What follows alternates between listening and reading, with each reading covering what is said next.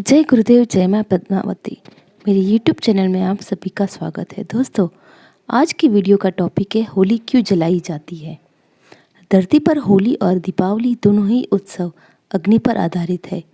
दीपावली की रात ऊर्जा, एनर्जी, धन संपदा और ऐश्वर्य संपदा पाने के लिए अग्नि द्वारा दीपदान किया जाता है और होली तन मन मस्तिष्क की नकारात्मक सोच विचार को होलिका दहन में जला दिया जाता है।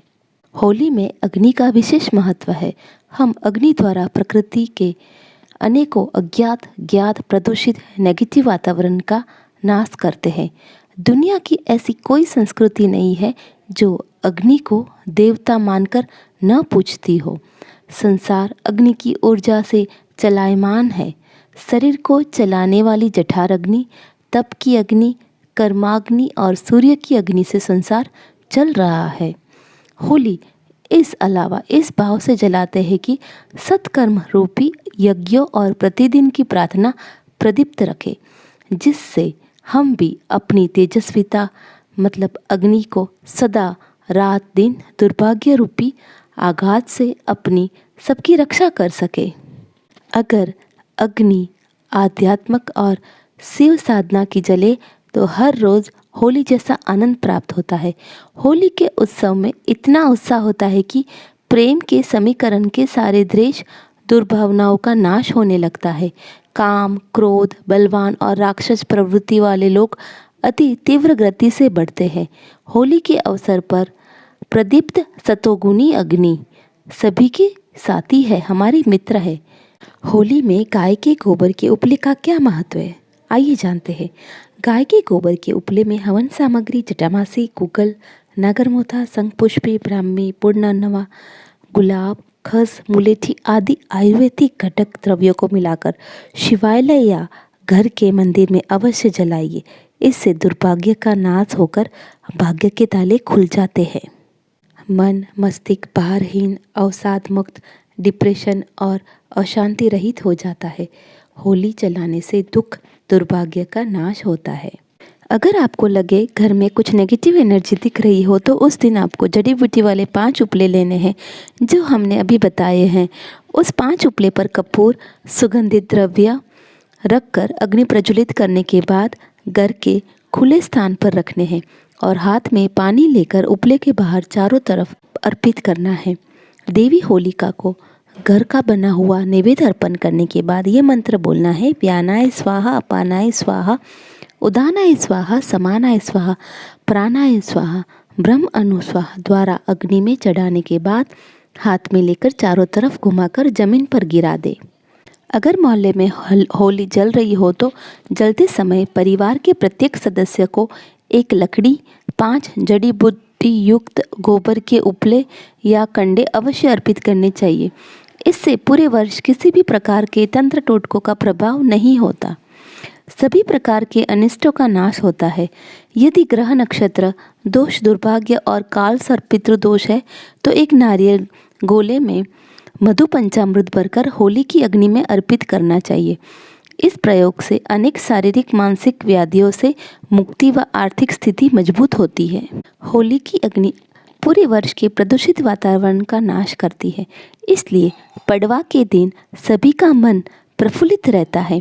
धार्मिक दृष्टि से होली की अग्नि का विशेष महत्व है। कहते हैं कि मन चंगा तो कठौती में गंगा के कारण सभी लोग एक दूसरे को रंग गुलाब से सरोबार कर अपनी खुशियों का इजहार करते हैं। तन मन आनंद से लबालब रहता है। होली की भस्म का भी उपयोग बहुत आवश्यक है। आइए इसके भी हम फायदे जानते हैं। प्राचीन काल में होली की गरम गरम राख को अपने घर में ले जाते थे। इससे पूरे वर्ष घर में सुख समृद्धि का वास रहता था। होली की राख दिमागी मानसिक विकारों के लिए चमत्कारिक भभूत भस्म की तरह कारागर होती है। स्त्री या पुरुष को अवसाद की शिकायत या डिप्रेशन से पीड़ित हो, नींद नहीं आती हो, अनिद्रा रोग हो, नेगेटिव एनर्जी से मस्तिष्क लबालब हो, आधा सीसी का दर्द हो, सिर संबंधी तकलीफ हो तो जली हुई होली की राख या भस्म चमत्कारी रूप से लाभप्रद होती है।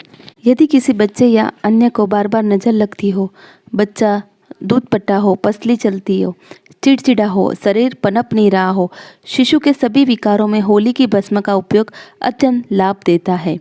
होली जलने के 2 से 3 घंटे बाद अथवा शुभ मुहूर्त ब्रह्म मुहूर्त में होली की राख को किसी पवित्र पात्र में घर ले आइए। अब उस राख को कपड़ छन करके उसमें गंगाजल कपूर मिला के लेप बनाइए और उस लेप को पूरे सिर पे 2-3 घंटे या और उससे अधिक समय तक लगाकर सिर को धोना चाहिए। फिर जब भी आपको मस्तिष्क रोग, अशांति, सिर दर्द संबंधी तकलीफ ये हो तो ये प्रयोग आप कर सकते हैं और समस्त शिरा रोग से मुक्ति मिलती है। दिमाग की सूजन भी मिटती है और मन प्रसन्न तथा शरीर हल्का रहने लगता है। होली की धार्मिक धारणाएं क्या रही होगी प्राचीन काल में? होली से संबंधित ऐसी अनेक धारणाएं हैं जो आज भी भारत के प्रत्येक प्रांत, गांव, शहर में विभिन्न प्रकार से प्रचलित है। इनका प्राचीन महत्व भी है। होली जलते समय अग्नि से निकलने वाली लपटों को जल कहा जाता है। प्राचीन परंपराओं के अनुसार होली का मृत संवत्सर की प्रतीक है तथा प्रहलाद नए संवत्सर का। पूरे वर्ष सृष्टि और प्रकृति में व्याप्त नेगेटिव एनर्जी का नाश होली जलाने से हो जाता है। इससे अनेक रोग आदि नष्ट हो जाते हैं। होलिका दहन से वायुमंडल शुद्ध होकर पृथ्वी प्रकृति पावन पुनीत हो जाती है।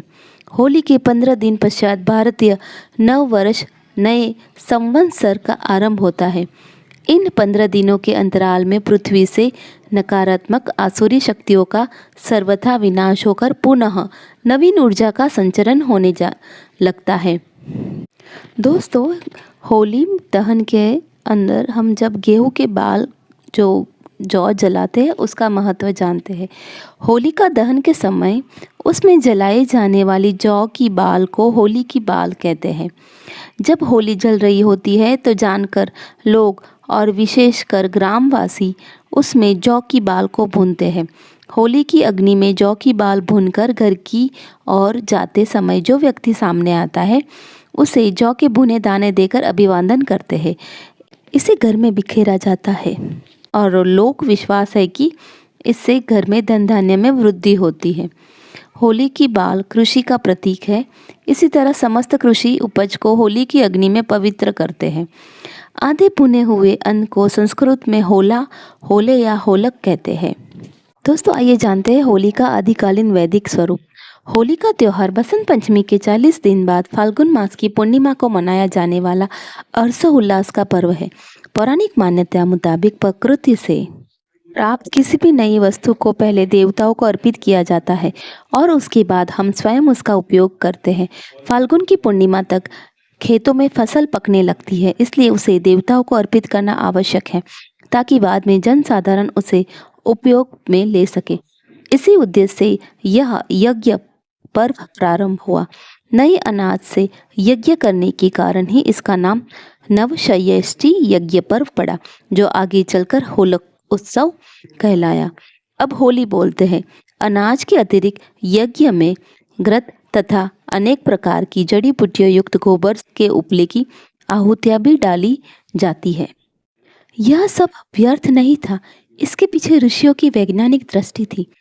अनाज, घृत और जड़ी बूटियों की सुगंधित धूप यज्ञाग्नि से ऊपर उठकर वातावरण को शुद्ध करती तथा वायु को दूषित होने से बचाती थी। इसी के छोटे कण ऊपर जाकर बादलों से मिलते तथा वर्षा के साथ वापस नीचे धरती पर आ जाते। इससे वर्षा का जल भी अधिक उपयोगी तथा शक्तिशाली तत्वों से युक्त होता। खाद्य अन्न को भी यह अधिक पौष्टिक बनाता। भगवान को भेंट करने के उपरांत अनेक प्रसाद को ग्रहण करने की परंपरा भारत में प्रारंभ से है। होली की प्राचीन कथा और मान्यता क्या है उसके बारे में भी हम जानते हैं। हिरण्यकश्यप की बहन होलिका ने महादेव का कठोर तप करके वरदान मांगा था कि मैं किसी भी तरह की अग्नि से जल न सकूं। होलिका राहु की माँ सिहिका की बहन थी। भक्त प्रहलाद को जब हिरण्यकश्यप ने अनेक विधि द्वारा मारने का प्रयास किया लेकिन सफल न होने के कारण उन्होंने होलिका से मदद मांगी और प्रहलाद की बुआ ने गोद में बैठाकर जलाने का प्रयास किया। अतः नेगेटिव एनर्जी रूपी होलिका जलकर भस्म हो गई और प्रहलाद जीवित रहे। तो दोस्तों, ये थे होली के कुछ आजमाए हुए वैदिक उपाय जो आपके समक्ष प्रस्तुत किए हैं। होली बुराई पर अच्छाई की जीत का प्रतीक है। आप भी ये वैदिक रीति से होली पूजन करें और अपने घर को सुख समृद्धि से भर दे। दोस्तों, मैंने इस वीडियो में होली की प्राचीन और वैदिक जानकारी बताई है। आपको ये जानकारी महत्वपूर्ण लगी हो तो वीडियो को आगे शेयर करना न भूलें। और किसी के जीवन में भला करना हमारे लिए वह लाभ का ही कार्य करता है। तो दोस्तों, चलिए मिलते हैं एक और नए चैप्टर के साथ। तब तक आप मेरे चैनल को नए हो तो सब्सक्राइब करना ना भूलें और वीडियो को लाइक करके कमेंट में जय मां पद्मावती लिखना ना भूलें। धन्यवाद।